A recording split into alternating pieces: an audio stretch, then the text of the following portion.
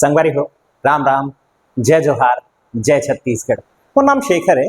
मैं knowledge hub संचालित करता हूँ रायगढ़ छत्तीसगढ़ में, आपके अपन प्रदेश छत्तीसगढ़ में। संगवारी हो, बहुत महत्वपूर्ण टॉपिक है। छत्तीसगढ़ में एक नया नीति बने हैं, छत्तीसगढ़ नक्सली आत्मसमर्पण और पुनर्वास नीति। अब ये नीति जो है बहुत महत्वपूर्ण काबर है, काबर की देखा अभी हमारे एक लक्ष्य है।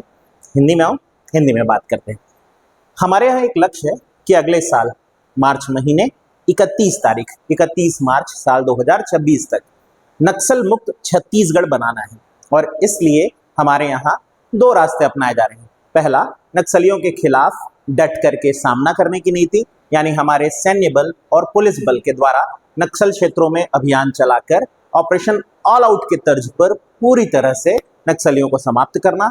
और दूसरा, नक्सलियों को मुख्य धारा में वापस जोड़ने का प्रयास। हम उस प्रयास पर अभी बात करेंगे कि क्या हो रहा है इस महत्वपूर्ण नीति में, जिसका नाम दिया गया है छत्तीसगढ़ नक्सली आत्मसमर्पण और पुनर्वास नीति साल 2025। मुख्य परीक्षा और एडीओ एग्जाम यदि आप दे रहे हैं तो आपके लिए ये पॉइंट बहुत इंपॉर्टेंट है। ये वीडियो बहुत ध्यान से सुनिए, देखिए, हर एक पॉइंट कवर किया गया है, सारे के सारे एस्पेक्ट कवर किए गए हैं, एक भी नंबर आपका छूटेगा नहीं। शुरू करते हैं इस नीति के बारे में। छत्तीसगढ़ नक्सल पुनर्वास नीति।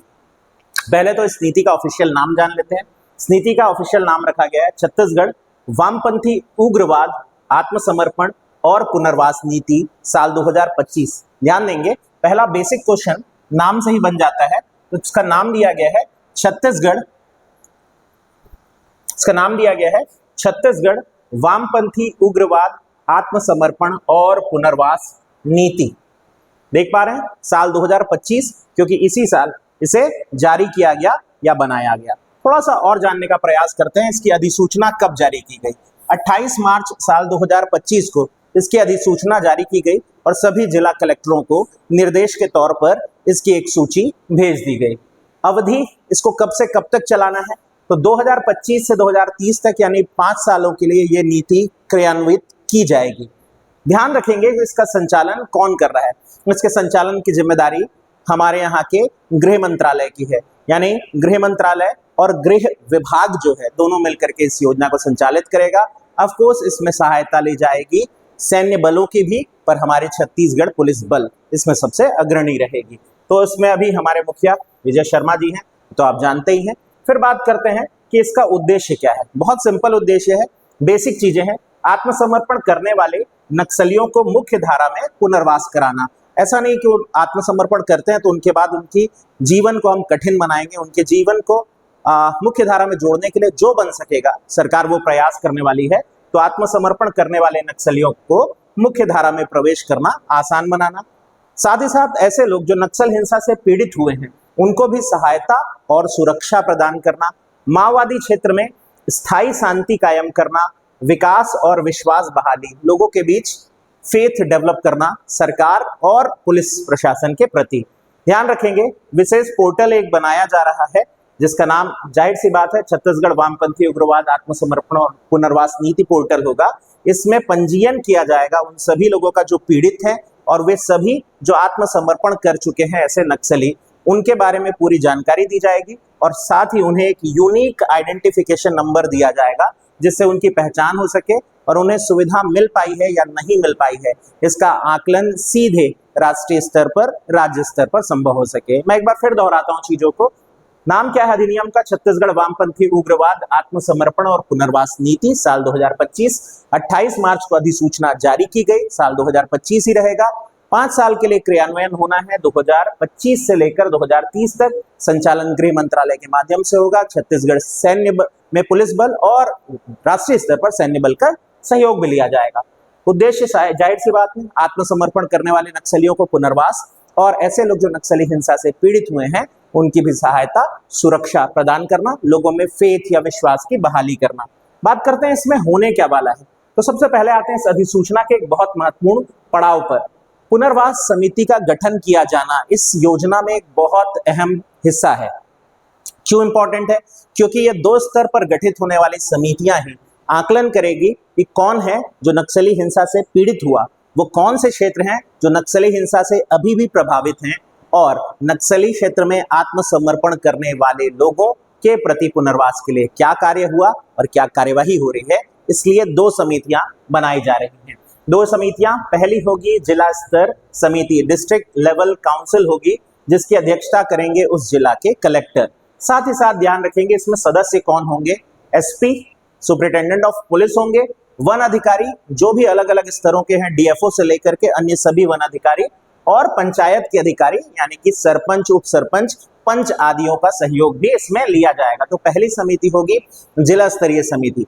साथ ही साथ दूसरी समिति एक बनाई जा रही है राज्य स्तरीय समिति, उच्च स्तर पर। इसमें गृह विभाग के सचिव अध्यक्षता कर सकते हैं या अपर मुख्य सचिव अध्यक्षता कर सकते हैं, इसका ध्यान रखेंगे। गृह विभाग के सचिव या फिर अपर मुख्य सचिव अध्यक्षता कर सकेंगे। ध्यान रखेंगे इसमें सदस्य सभी पुलिस अधीक्षक होंगे, यानी हर जिले के एसपी जो हैं वो होंगे। ये क्या कार्य करेगी, तो समिति पुनर्वास जागरूकता और सहायता दिलाने के लिए योजनाएं बनाएगी, नई नीतियां जारी कर सकेगी इसी अधिनियम के भीतर। जबकि जिला स्तर की जो समिति है वो लोगों का चिन्हांकन करेगी, जरूरतमंद जो है उनका चिन्हांकन करेगी, और जो पुनर्वास नीति है उसे जमीनी स्तर पर लागू करने में सहायता करेगी। तो यहाँ पर ध्यान रखेंगे दो समितियों का गठन हो रहा है, जिला स्तर जिसमें अध्यक्षता कलेक्टर साहब करेंगे, और एक जो है दूसरी वाली समिति वो बहुत इंपॉर्टेंट होगी राज्य स्तरीय, जिसकी अध्यक्षता गृह विभाग के सचिव या फिर अपर मुख्य सचिव करने वाले हैं। योजना बनाने का कार्य करेगी दूसरी समिति जो है, पहली समिति जमीनी स्तर पर उसे लागू करेगी। तो ये होगा छत्तीसगढ़ नक्सल पुनर्वास समिति जो बन रही है अधिनियम, उसके तहत समितियां। आगे बढ़ते हैं, आत्मसमर्पण करने वाले नक्सलियों के लिए क्या प्रावधान किए गए हैं। मतलब वो प्रोविजन, वो प्रावधान जिसके द्वारा प्रेरित किया जाए कि अगर आप आत्मसमर्पण कर रहे हैं तो हम आपकी जिंदगी को एक बेहतर मोड़ ही देने वाले हैं। इसके लिए कुछ घोषणाएं की गई हैं और वो घोषणाएं बहुत महत्वपूर्ण रहने वाली हैं। बारी बारी से समझते हैं। सबसे पहले तो 50,000 की तत्काल आर्थिक सहायता। जैसे ही कोई नक्सली आत्मसमर्पण करता है उसे ये ध्यान रखा जाएगा, समिति ये ख्याल रखेगी पहली समिति, कि उसे पहले ही आत्मसमर्पण करते ही एक मुश्त 50,000 रुपए की राशि प्राप्त हो सके। साथ ही साथ उसकी सुरक्षा की जिम्मेदारी भी जिला प्रशासन सुनिश्चित कराएगा। दूसरा, 3 वर्ष तक उसे 10,000 रुपए मासिक वजीफा दिया जाएगा। देखिए, वजीफा दिया जाना ये ऑफकोर्स एक ऐसा शब्द है जो आप परिचित नहीं होंगे, पर यहाँ वजीफा स्टाइपेंड जैसा समझ सकते हैं। वो कब दिया जाता है, ऐसे ही फ्री में देने के लिए नहीं है ये। तो एक कैंप बनाया जाएगा, वे सभी नक्सलवादी जो आत्मसमर्पण करेंगे उनकी सुरक्षा को सुनिश्चित करते हुए एक कैंप में उन्हें रखा जाएगा, जहां उनकी योग्यता के अनुसार उन्हें काम दिया जाएगा, उन्हें प्रशिक्षित किया जाएगा, स्किल डेवलपमेंट कराया जाएगा। और इस स्किल डेवलपमेंट पीरियड के दौरान भी वो 10,000 रुपए प्राप्त कर सकेंगे। 3 सालों तक मासिक ये उनको मिलते रहेगा। इन 3 सालों में जब वो अपने आप को एक बेहतर जीवन जीने के लिए तैयार कर लेंगे तो उन्हें मुख्य धारा में जीवन जीने के लिए, क्योंकि अब उनके पास स्किल भी है, तो उनको वापस मुख्य धारा से जोड़ा जाएगा। तो पहले तो 50,000 की राशि, फिर 3 सालों तक 10-10 हजार रुपए मासिक दिए जाएंगे, साथ ही ट्रेनिंग भी कराई जाएगी। अगर ग्रामीण क्षेत्र में है तो उनको कृषि भूमि दी जाएगी, शहरी क्षेत्र में है तो आवासीय भूमि दी जाएगी। अब यहाँ पे आता है अगला इंपॉर्टेंट क्वेश्चन, आवासीय भूमि कितना दिया जाना है या कृषि भूमि कितना दिया जाना है। इस तरह के प्रश्न डिटेल वाले में आते हैं। तो ग्रामीण क्षेत्र है तो 1.5 हेक्टेयर जो है कृषि भूमि दी जाएगी, और अगर शहरी क्षेत्र में है तो आवासीय भूमि दी जाएगी 4 डिसमिल, जो बहुत बड़ा एरिया होता है, ऐसे बहुत बड़ा नहीं पर बड़ा है, और 1742 वर्ग फुट अगर वर्ग फुट में पूछ रहा है, ये आवासीय भूमि के रूप में। कृषि भूमि 1.5 हेक्टेयर और 4 डिसमिल या 1742 वर्ग फुट। क्लियर है, बहुत बढ़िया, समझ में आ गया। आगे बढ़ते हैं। अगर भूमि उपलब्ध नहीं है, ऐसा कोई ग्रामीण क्षेत्र या शहरी क्षेत्र जहां उनको भूमि उपलब्ध नहीं की जा रही, तो फिर आर्थिक सहायता देने का प्रावधान भी किया गया है। कितनी होगी आर्थिक सहायता, ध्यान रखेंगे। ग्रामीण स्तर पर 4 लाख रुपए की आर्थिक सहायता, और शहरी स्तर पर यदि पुनर्वास किया जाना है तो 8 लाख रुपए की आर्थिक सहायता की जाएगी। तो ध्यान रखें, 50,000, 10,000 रुपए मासिक 3 सालों तक, और अगर कृषि भूमि देनी है तो 1.5 हेक्टेयर, और यदि आवासीय भूमि देनी है तो 4 डिसमिल आवासीय भूमि बन जाएगा।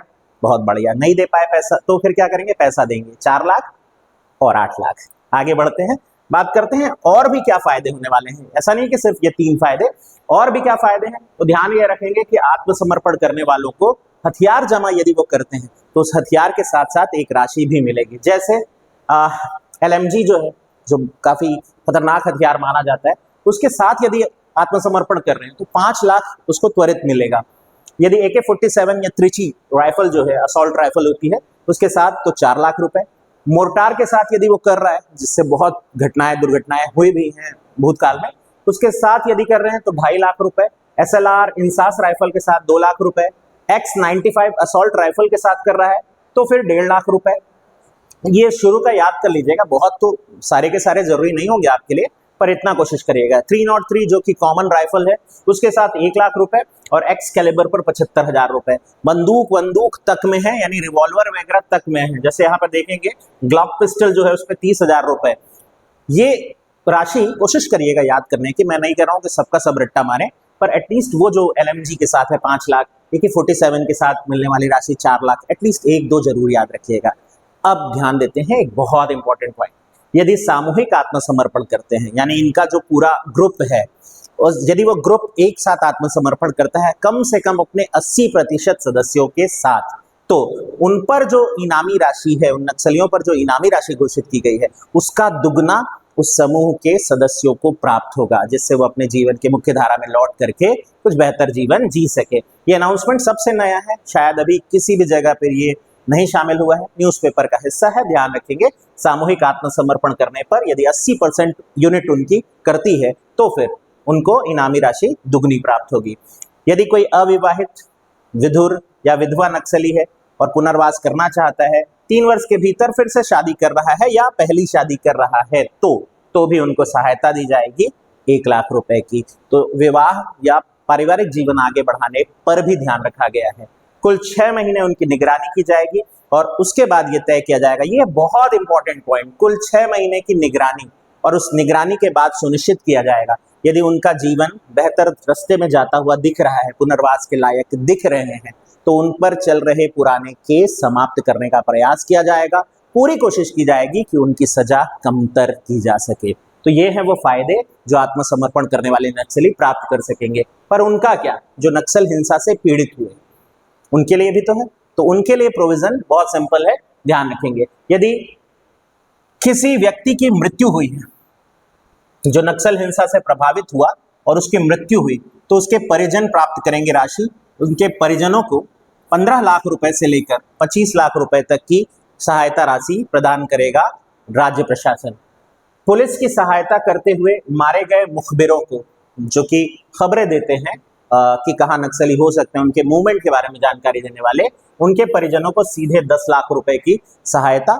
यदि ऐसी किसी घटना में जो नक्सली मुठभेड़ आदि से संबंधित है, यदि स्थायी रूप से विकलांग होते हैं तो 5 लाख रुपए की आर्थिक सहायता।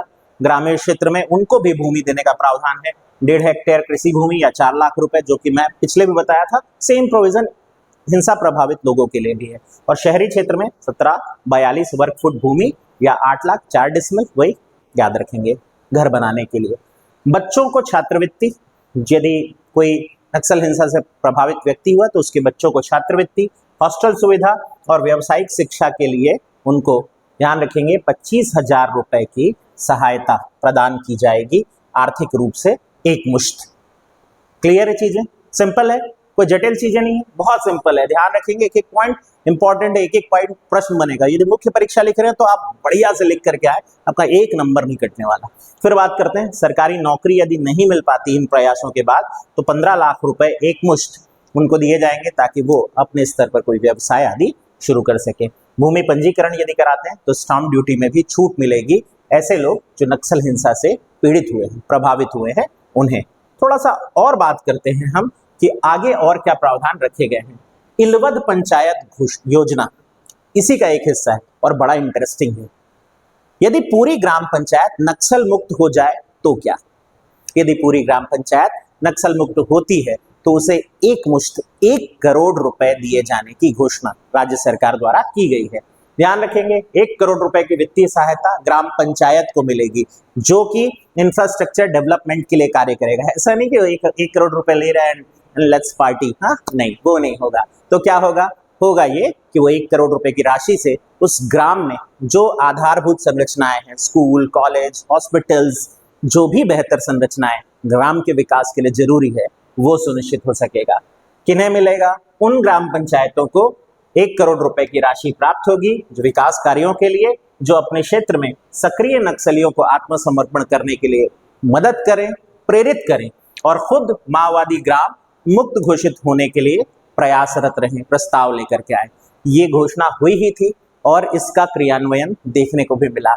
हाल ही में पहला ऐसा ग्राम जो नक्सल मुक्त ग्राम घोषित हुआ, नक्सल मुक्त ग्राम पंचायत बना, वो हमारे सुकमा जिले का बड़े सट्टी गांव है जो कि नक्सलवाद से मुक्त घोषित हो गया। तो बड़ी उपलब्धि है, 1 करोड़ रुपए की राशि अब उसे प्राप्त हो सकेगी। उम्मीद करता हूं होपफुली और बहुत सारी ग्राम पंचायतें इस काम में आ गया है। बात करते हैं स्पेशल ऑपरेटिव ग्रुप्स का गठन। ये एक्शन मोड पे अब आते हैं। नीति तो अपनी जगह, पर यदि एक्शन मोड पर आना पड़े, भविष्य में ऐसी कोई घटना ना हो सुनिश्चित करना पड़े, तो हम क्या कर रहे हैं? हम बना रहे हैं स्पेशल ऑपरेटिव ग्रुप यानी एसओजी का गठन कर रहे हैं। एसओजी के गठन के साथ और यूनिट्स का भी गठन किया जाएगा। तो ध्यान देंगे, स्पेशल ऑपरेटिव ग्रुप्स भारत सरकार में जैसे एनएसजी है, नेशनल सिक्योरिटी गार्ड्स जो है या राष्ट्रीय सुरक्षा गार्ड, उन्हीं के तर्ज पर हमारे यहाँ बनेगी स्टेट लेवल एसओजी। इसमें ध्यान रखेंगे पहले चरण में 44 पद स्वीकृत भी हो गए हैं और उनकी नियुक्ति यथासंभव अगले माह से प्रारंभ हो जाएगी। कैसी संरचना होगी? डीएसपी रैंक से लेकर के सिपाही रैंक तक लोगों की भर्तियां होंगी और उन्हीं की कड़ी ट्रेनिंग होगी। कौन दिलाएगा कड़ी ट्रेनिंग? बहुत सिंपल है, एनएसजी के तर्ज पर एनएसजी के कमांडोज ही उनको ट्रेन करेंगे और फिर जब हमारे यहाँ के कमांडोज ट्रेन हो जाएंगे तो वो अपने साथियों को ट्रेन करेंगे। तो ये जो है बहुत इंपॉर्टेंट होगा एसओजी का गठन। और भी 2 संगठन बनने वाले हैं, जैसे सीजीआईएसएफ बनने वाला है। तो आप ये तो जानते होंगे ना, सीआईएसएफ पता है ना आपको? नहीं पता? सिंपल करते हैं, कभी एयरपोर्ट गए होंगे तो आपकी सुरक्षा जांच करने वाले जवान हमारे, या आप कोई बहुत महत्वपूर्ण परिसर गए होंगे, कोई मंदिर, हीराकुंड बांध घूमने गए होंगे तो वहां भी तैनात रहते हैं। तो किसी महत्वपूर्ण प्रतिष्ठान, एयरपोर्ट, बहुत प्रसिद्ध मंदिर या कोई राष्ट्रीय महत्व की जगह, उसकी सुरक्षा के लिए जो जवान तैनात होते हैं वो होते हैं सीआईएसएफ के। उसी तर्ज पर सीजीआईएसएफ का गठन किया जाएगा, यानी छत्तीसगढ़ राज्य औद्योगिक सुरक्षा बल। 500 पद इसके लिए भी स्वीकृत हुए हैं, नौकरी आने वाली है। ध्यान रखेंगे महत्वपूर्ण प्रतिष्ठानों की सुरक्षा जैसे एयरपोर्ट, धार्मिक परिसर और हमारे उत्खनन क्षेत्र, अब जिम्मेदारी होगी सीजीआईएसएफ की। दूसरा ध्यान रखेंगे आईआरबीएन यानी इंडियन रिजर्व बटालियन, उसी के तर्ज पर हमारे यहाँ की स्टेट रिजर्व बटालियन भी गठित की जाएगी। कुल 1007 पद सृजित हुए हैं इसमें। ये उग्रवाद विरोधी, जहां भी ऐसा कोई घटना हो रहा है वहां पहुंचेगी, एक्शन लेगी और कानून व्यवस्था जहां बिगड़ेगी वहां जाकर सुधारने का काम करेगी। तो हमारे जवानों की जरूरत तो पड़ते रहती है और वो जरूरत सुनिश्चित होगी। ध्यान रखते हैं इस पे और थोड़ा देखते हैं। ये जानने का प्रयास करते हैं बस्तर फाइटर्स का क्या रोल होगा। बस्तर फाइटर्स कौन है? भूल गए? याद दिला देते हैं, बहुत सिंपल है। तो बस्तर के स्थानीय युवा जो मुख्य धारा में जुड़े रहना चाहते हैं, वो किसी दूसरी विचारधारा से प्रभावित नहीं होना चाहते, वो देश की सेवा में, अपने राज्य की सेवा में कर्तव्य निभाना चाहते हैं, उनके लिए बस्तर फाइटर्स का गठन किया गया था साल 2022 में। शिक्षा के प्रावधान थोड़े कम किए गए थे और उनकी क्षेत्रीय बोली, क्षेत्रीय भाग की पहचान या फिर उस क्षेत्र को बेहतर रूप से वो जानते हैं, इसमें मदद दिया जाएगा नक्सलवादियों के खिलाफ अभियान जब चले। तो इस इरादे से बनाया गया था बस्तर फाइटर्स। अब इसमें 3200 नए पदों की भर्ती होने वाली है। अब तक 4751 बस्तर फाइटर्स तैयार किए जा चुके हैं। बस्तर संभाग में इस बार भी स्थानीय युवा युवती जो है वो इस परीक्षा में बैठेंगे, जवानों को ट्रेनिंग दी जाएगी और वो तैयार हो सकेंगे एक बेहतर अपॉर्चुनिटी, एक बेहतर कैरियर प्राप्त करने के लिए। संभाग के प्रत्येक जिले, 7 जिले हैं बस्तर संभाग के भीतर, 300 की संख्या में चयनित होंगे अभ्यर्थी। इस बार हालांकि 3200 पदों पर भर्ती होनी है। 2100 से शुरू हुआ था ये सफर, 3200 तक पहुंचा है। बस्तर फाइटर्स का गठन में जैसे कि बताया 2022 में किया गया था। 2023 में 9 ट्रांसजेंडर भी इसका हिस्सा बने थे और ऐसा करने वाला भी हमारा छत्तीसगढ़ पहला राज्य बना था। और बस्तर फाइटर्स में से एक फाइटर है जिनसे हमारे मुख्यमंत्री और प्रधानमंत्री दोनों ने वार्तालाप किया था। क्यों वार्तालाप किया था? गर्भवती होने के बाद भी नक्सली क्षेत्र में लगातार अपनी सेवाएं उन्होंने दी, गश्त करती रहीं, जिस दौर में महिलाएं, जो बहुत सारी महिलाएं, कामकाजी महिलाएं, वो समझती होंगी इसको कठिन समय होता है और उस समय में इतना कठिन कार्य करना, तो ये सम्मान के पात्र बनी थी। तो अब थ्योरेटिकल चीजें हो गई खत्म, ये याद रखेंगे और मैं एक बार ध्यान से सुनने के लिए आपका धन्यवाद करना चाहूँगा। पर मैं चाहता हूँ इसे सुने, पढ़ें, याद रखें और अपने साथियों से ज़रा शेयर भी कर दिया करें, ताकि हमारी भी थोड़ी सी रीच बढ़ जाए और कंटेंट का स्तर भी ऊंचा हो सके। ध्यान से सुनने के लिए मैं एक बार फिर से आप सबका बहुत बहुत धन्यवाद देता हूँ। मेरा नाम शेखर है और मैं नॉलेज हब संचालित करता हूँ। मिलते हैं आपसे।